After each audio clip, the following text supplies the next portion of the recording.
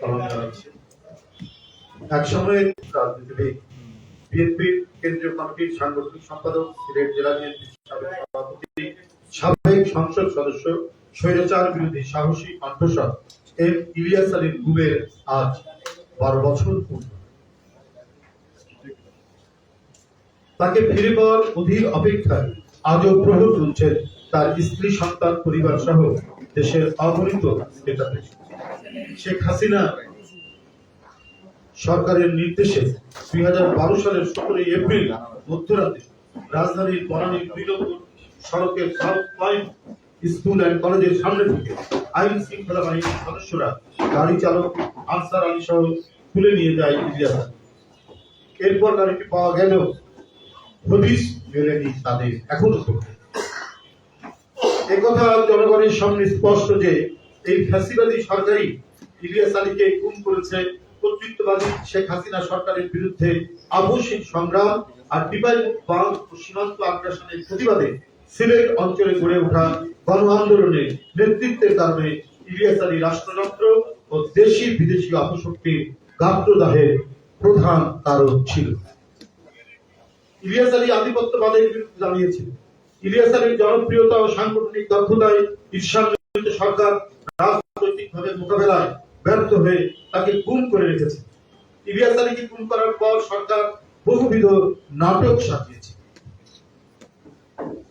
ওই সময় তার বিরুদ্ধে অশোভন কথা লিখে দেয়ালে পোস্টার সাজিয়েছে। সরকারের এজেন্টরা গুমের ঘটনার পর তার স্ত্রীকে প্রধানমন্ত্রীর কার্যালয় থেকে খুঁজে বার্তা পাঠিয়ে শেখ হাসিনার সাথে সাক্ষাতের আয়োজন এবং ইলিয়াস আলীকে খুঁজে বের করার আশ্বাস ছিল লোক দেখানো। কারণ ওই সময় বিএনপির 5 দিন হরতাল ছিল, আর বিএনপির সে হরতাল ও আন্দোলনকে বন্ধ করার জন্যই ছিল ওই মিথ্যা আশ্বাস। গুম হওয়ার পরে থানায় জিডি করা, কোর্টে মামলা করা, এরপর তাকে ফিরিয়ে দেননি শেখ হাসিনা। ইলিয়াস আলীর সন্ধানে দেশের বিভিন্ন স্থানে আইন শৃঙ্খলা বাহিনীকে অভিযান চালানোর হাস্যকর নাটক করতে দেখা যায়। উচ্চ আদালতে করা ইলিয়াস আলীর স্ত্রী তাহসিনা লুনা রিট আবেদনের শুনানিও আটকে দেয় সরকার। অর্থাৎ অদৃশ্য হওয়া নাগরিককে ফেরত দেওয়ার উচ্চ আদালতের নির্দেশনাকে বাধাগ্রস্ত করে সরকার। সুতরাং ইলিয়াস আলী সহ সকল গুম রাষ্ট্রের পৃষ্ঠপোষকতায় হয়েছে। বেআইনি গুম খুনের ফেস্টিভ্যাল পালন করে যাচ্ছেন এখন পর্যন্ত শেখ হাসিনা এখনো পর্যন্ত বেআইনি গুম খুনের ফেস্টিভ্যাল করে যাচ্ছে। বন্ধুরা, সমাজে মানুষের মধ্যে ভয়, আতঙ্ক ও নিরাপত্তাহীনতার বোধ সৃষ্টির জন্যই গুমকে কৌশল হিসেবে ব্যবহার করছে আওয়ামী নাৎসিবাদী শাসক। মূল লক্ষ্য বিরোধী কণ্ঠকে নির্মূল করা।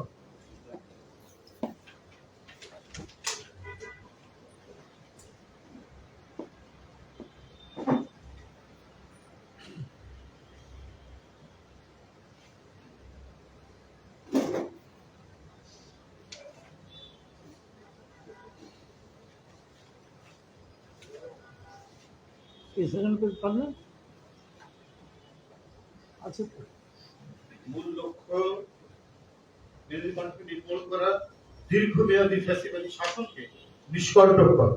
এই সরকারের গোটা আমলটাই অপহরণ, গুম, খুন ও ক্রসফায়ার এবং বন্দুক যুদ্ধের নামে বিচার বহির্ভূত হত্যা জ্যামিতিক হারে বৃদ্ধি পেয়েছে। কোন আর্তনাদ, হাহাকার তাদের বোধোদয় ঘটাতে পারেনি। শেখ হাসিনা বাংলাদেশকে আজ আন্তর্জাতিক অঙ্গনে মানবাধিকার লঙ্ঘনের দেশ, গুম খুনের দেশ হিসাবে পরিচয় দান করেছে। মহাদুর্নীতি ও রাষ্ট্রীয় সম্পদ হরিলুট, জনগণের টাকা আত্মসাৎ করে ক্ষমতা ঘনিষ্ঠ লোকজনদেরকে আঙ্গুল ফুলে কলাগাছ বানানোর সুযোগ দেওয়া হয়েছে। গত 1.5 দশক ধরে দেশের সম্পদের বিরাট অংশ তারা দুবাই, কুয়ালালামপুর, ইউরোপে পাচার করেছে। এই সমস্ত অনাচার জনচক্ষু থেকে সরিয়ে দিতে গুমের মতো নির্দয় অমানবিক পন্থা অবলম্বন করেছে সরকার।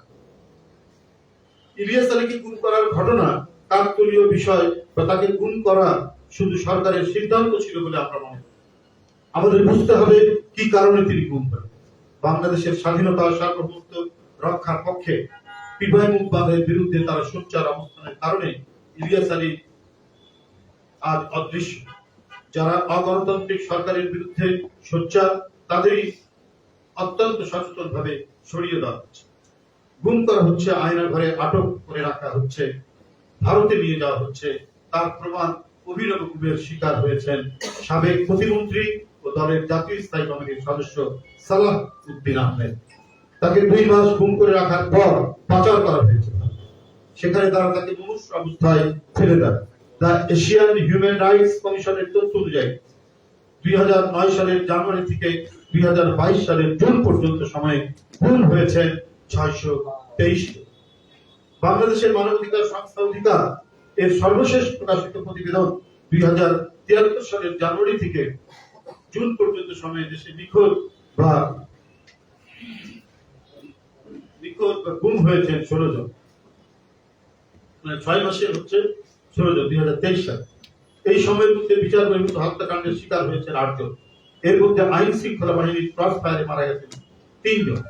এই পর্যন্ত গুম হয়েছে 650 জনের বেশি। তাদের বিরুদ্ধে আইন ও সালিশ কেন্দ্রের হিসাব মতে 15 বছরে 6 শতাধিক মানুষ গুম হয়েছে। এর মধ্যে একটা অংশ তাদের মৃতদেহ পাওয়া গেছে।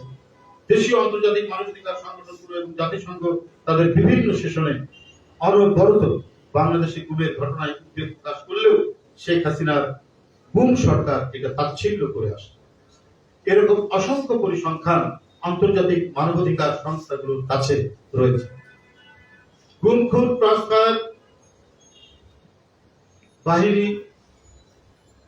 বাহিনী র্যাবের যুক্তরাষ্ট্রের নিষেধাজ্ঞা আরোপের ফলে গুমের মাত্রা কিছুটা কমলেও এখনো গুম হচ্ছে, তবে গুমের প্যাটার্নটা একটু ভিন্ন ধরনের। সেখানে একটা চেঞ্জ আছে, সেটা হলো আগে যারা গুম হতো তারা ফেরত আসতো, তবে এখন যারা গুম হচ্ছেন তারা 5 দিন 7 দিন এমনকি 1 মাস পরেও কেউ কেউ ফেরত আসছে অথবা লাশ পাওয়া যাচ্ছে। গুম বাহিনী এখন স্বল্প সময়ের জন্য গুম করছে। এই স্বল্প সময়ের গুম হওয়াটা খুবই ভয়ঙ্কর। গুম হচ্ছে একদলীয় ফ্যাসিবাদী দুঃশাসনের নমুনা এবং চরম মানবতা বিরোধী অপরাধ। বাংলাদেশের বর্তমান শাসক গোষ্ঠী ক্ষমতাসীন হওয়ার পর থেকে বিরোধী দল ও মত শূন্য একদলীয় কর্তৃত্ববাদী শাসন ব্যবস্থা টিকিয়ে রাখার জন্য গুমকে পথের কাঁটা দূর করার প্রধান হাতিয়ার হিসেবে ব্যবহার করে একের পর এক মানবতা বিরোধী অপরাধ করে যাচ্ছে। এই নৃশংস গুমের শিকার কেবল সাবেক সংসদ সদস্য ইলিয়াস আলী নন, সাইফুল ইসলাম হিরু ইনিও সাবেক সংসদ সদস্য, সাবেক কাউন্সিলর চৌধুরী আলম, জাহিদুল করিম তানভীর, মোহাম্মদ মাজহারুল ইসলাম রাসেল, আল আমিন, সাজিদুল ইসলাম সুমন, মোহাম্মদ আব্দুল কাদের ভুইয়া মাসুম, জাকির হোসেন, মুন্না, মীর আহমেদ বিন কাসেম, আব্দুল্লাহিল আজমি, ইফতিকার আহমেদ মিনান, আব্দুল্লাহিল আজমি সভাপতি ব্রিগেডিয়ার জেনারেল, ইফতিকার আহমেদ দিনার, সোহেল রানা, মাহফুজুর রহমান সোহেল, জুনায়েদ আহমেদ, আনসার আলী, আল মুকাদ্দেস হোসেন, মোহাম্মদ ওয়ালিউল্লাহ, কে শামীম আক্তার, হুমায়ুন কবির পাপের সহ অসংখ্য বিরোধী নেতা কর্মীকে গুম করা হয়েছে। এইসব ঘটনা দেশবাসীকে অজানা আতঙ্কে উদ্বিগ্ন করে তুলেছে। সরকার কোনোভাবেই ইলিয়াস আলীর গুমের দায় এড়াতে পারে না। একজন রাজনীতিবিদকে গুম করার মাধ্যমে তার আদর্শকে শেষ করা যায় না। রাজনীতি দিয়েই মোকাবেলা করা। প্রত্যেকটি গুমের পিছনে আওয়ামী লীগ সরকার দায়ী। বিভিন্ন সময় তাদের মুখ থেকে এই কথা বেরিয়ে আসছে। তাদের কেউ স্বীকারও করেছে গুম এবং বিচার বহির্ভূত হত্যা মানবতার সবচেয়ে ভয়াবহতম অপরাধ। আমি বিএনপির পক্ষ থেকে সরকারের কাছে জোর দাবি জানাচ্ছি, প্রিয় নেতা ইলিয়াস আলী সহ সরকারের গুমের শিকার নেতাকর্মী সহ সবাইকে অক্ষত অবস্থায় যার যার পরিবারের কাছে ফিরিয়ে দিন। অন্যথায় একদিন প্রতিটি গুমের দায়ে বিচারের জন্য আপনাদের প্রস্তুত থাকুন। প্রিয় সাংবাদিক বন্ধুগণ, বাংলাদেশে ভয়ের সংস্কৃতি চালু করেছে ভোট ডাকাত মাফিয়া সরকার। কথা বলতে ভয় পাচ্ছে অনেকেই। গুম, খুন, অপহরণ, আতঙ্কে দেশের গণতন্ত্রকামী প্রতিটি নাগরিক স্বীকার করতেই হবে শেখ হাসিনার অনেক গুম, দুর্নীতি, মিথ্যাচার, বাচালতা ও শেখ হাসিনার অনেক গুম, দুর্নীতি, মিথ্যাচার, বাচালতা, টাকা পাচার, গুম, অপহরণ আর মানুষ খুন। এই গুণের কারণে বিনা ভোটের প্রধানমন্ত্রী শেখ হাসিনা বছরের পর বছর ধরে বন্দুকের জোরে রাষ্ট্র ক্ষমতা কুক্ষিগত করে রেখেছেন, রাখতে সমর্থ হয়েছে। তার র্যাব পুলিশ অনেক ক্ষেত্রে কন্ট্রাক্ট কিলিং চালিয়ে যাচ্ছে। গণমাধ্যম দেখছি আওয়ামী লীগের সাধারণ সম্পাদক ওবায়দুল কাদের সাহেব বিএনপির কাছে তালিকা চেয়ে তার স্বরে চিৎকার করছে। ওবায়দুল কাদের সাহেব কিসের তালিকা চাইছেন? এর আগেও তো তালিকা দেওয়া হয়েছে 2008 সালে। তালিকা নিয়ে প্রধানমন্ত্রী নিজেই তামাশা করেছে, নিজেই প্রদর্শন করেছে। আর তালিকা তো আপনাদের কাছেই রয়েছে, আইন, আদালত, থানা, পুলিশ আপনাদের কবজায়। ওবায়দুল কাদের সাহেব আপনি অসুস্থ ছিলেন, গুরুতর অসুস্থ। আমার মনে হয় এই কারণে আপনার স্নায়ু শিথিল হয়ে গেছে, মস্তিষ্ক অলস হয়ে গেছে ও হৃদয় দুর্বল হয়ে গেছে, এবং এই কারণেই বেশি বেশি আপনি অবান্তর কথা বলছেন। শেখ হাসিনার বিনা ভোটের সরকার অসংখ্য মানুষকে গুম, খুন, অপহরণ করেছে। এদের মধ্যে জাতিসংঘ গুমের একটি তালিকা দিয়েছে। আজ পর্যন্ত বিনা ভোটের সরকার, দামি সরকার এর কোনো জবাব দিতে পারে। মিথ্যা মামলায় অন্যায়ভাবে সাজাপ্রাপ্ত বিএনপি জাতীয় নির্বাহী কমিটির সহ স্বেচ্ছাসেবক বিষয়ের সম্পাদক আব্দুল কাদের ভূঁইয়া জুয়েল আজ আদালতে জামিন আবেদন করলে তার জামিন নামঞ্জুর করে কারাগারে প্রেরণের ঘটনায় আমি গভীর উদ্বেগ। আব্দুল কাদের ভূঁইয়া জুয়েল ছাত্র দলের সভাপতি ছিলেন। আব্দুল কাদের ভূঁইয়া জুয়েল স্বেচ্ছাসেবক দলের সাধারণ সম্পাদক ছিলেন। গুরুত্বপূর্ণ বিভিন্ন অঙ্গ সংগঠনের জাতীয় পর্যায়ে নেতৃত্ব। একজন মৃদুভাষী, অমায়িক এবং সাহসী ছেলে আব্দুল কাদের ভূঁইয়া। তার সাহস অন্যায়ের বিরুদ্ধে, অবিচারের বিরুদ্ধে, অত্যাচারের বিরুদ্ধে, এবং এই কারণেই টার্গেট করে করে আজকে এদেরকে জেলে নেওয়া হচ্ছে। হাবিবুর নবী খান সোহেল, মীর নওয়াজ আলী, আজকে নেওয়া হলো আব্দুল কাদের জুয়েল, এবং এইভাবে অসংখ্য নেতাকর্মীরা আজকে কারাগারে। এখনো সাইফুল ইসলাম নীরব কারাগারে, এখনো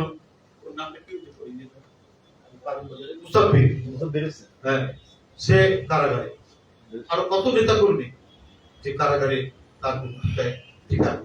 এর কি বলে যে আমাদের সাংগঠনিক সম্পাদক খুলনার অনিন্দ ইসলাম অমিত, সে কারাগারে। কত লোককে যে আজকে কারাগারে নিয়ে যাওয়া হচ্ছে তার কোনো ঠিক। আমি আব্দুল কাদের ভূঁইয়া জুয়েল মিথ্যা মামলা ও সাজা প্রত্যাহার সহ অবিলম্বে নিঃশর্ত মুক্তির জোর আহ্বান জানাচ্ছি। আপনাদের সকলকে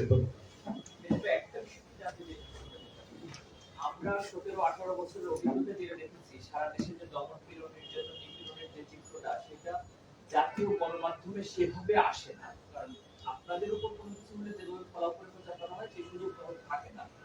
কিন্তু আপনি যে কটা সংস্থার কথা বললেন, পার্টিকুলারলি অধিকারের কথা বলছি বা আইন ও সালিশ কেন্দ্র বলছি, ওদের একটা অন্যতম সোর্স হচ্ছে গণমাধ্যম। কিন্তু গণমাধ্যম প্রপারলি আসে না, বলে তারা যে তথ্য দিয়েছে গুমে, সেটা তো আছে। এর বাইরে আপনাদের কাছে আমাদের কাছে হ্যাঁ নিঃসন্দেহে কেমন তারা যেহেতু দিতে পারে না, বা আন্তর্জাতিক সংস্থাগুলো আবার এদের সীমাবদ্ধতা থাকে, কিন্তু আমাদের কাছে সেগুলো তালিকা আছে, যেটা মানে এখানে বিভিন্ন মানবাধিকার সংস্থার যে তথ্য যেগুলো আছে তাদের তো অনেক বেশি। আমাদের যে গুম, খুন, বিচার বহির্ভূত হত্যা, এর সংখ্যা অনেক বেশি, যেগুলো সবগুলো হয়তো তাদের কাছে পৌঁছায়। অনেক এর আগেও সেই সংখ্যাটা আমাকে আপনি স্ট্যাটিস্টিক্স দেখে আমি আপনাদেরকে বলে দেব। ধন্যবাদ।